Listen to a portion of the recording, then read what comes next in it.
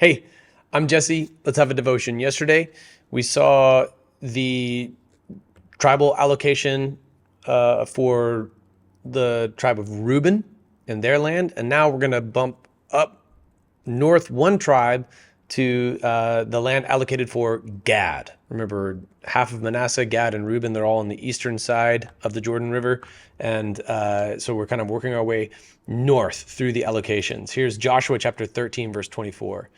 To the tribe of the Gadites, by their clans, Moses gave this as their territory: Jazer and all the cities of Gilead, and half the land of the Ammonites to Aror near Rabbah, from Heshbon to Ramath Mizpah, and Betanim, and from Mahanaim to the border of Debir in the valley, Beth Haram, Beth Nimrah, Succoth. We're going to talk about this city because there's something really cool that was found there.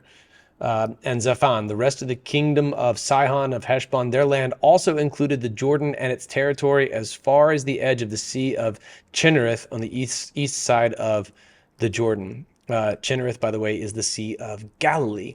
This was the inheritance of the Gadites by their clans with the cities and their settlements. So at this point in the book of Joshua, we're still talking about Moses because the allocations were prescribed previously. The land's already been divided. Now they've just got to take it.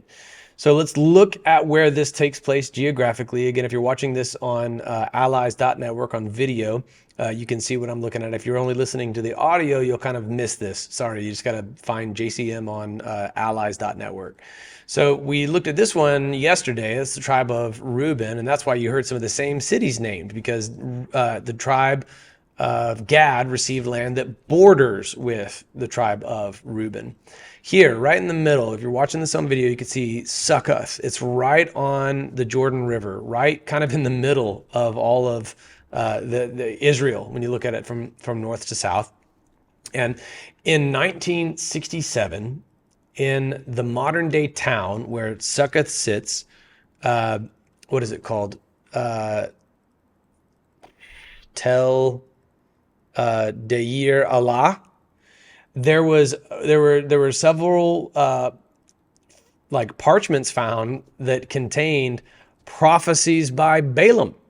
It's pretty crazy because you could see that there's in 1967, even to the even in relatively modern times, that's and the clock of history and archaeology, that discovery was made 5 seconds ago.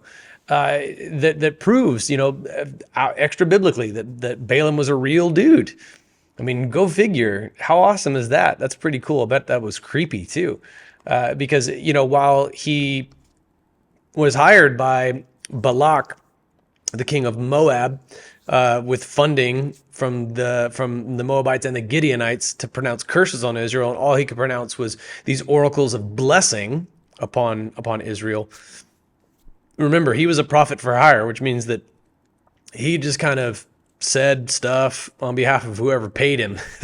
And at one point would even give the tip that would lead to the sabotage of Israel. So I'll bet that these prophecies that were found in 1967 weren't exactly God honoring. But here it is, man. The Israelites have, under Joshua's leadership, inherited everything that was promised to his people through Moses. They're dividing up the land, and along the way, they're setting the geographic stage for modern day archaeology. How cool is that? So in the allocation given to Gad, there was proof as recently as 1967 of the biblical narrative. It's almost as if the word of God is true or something.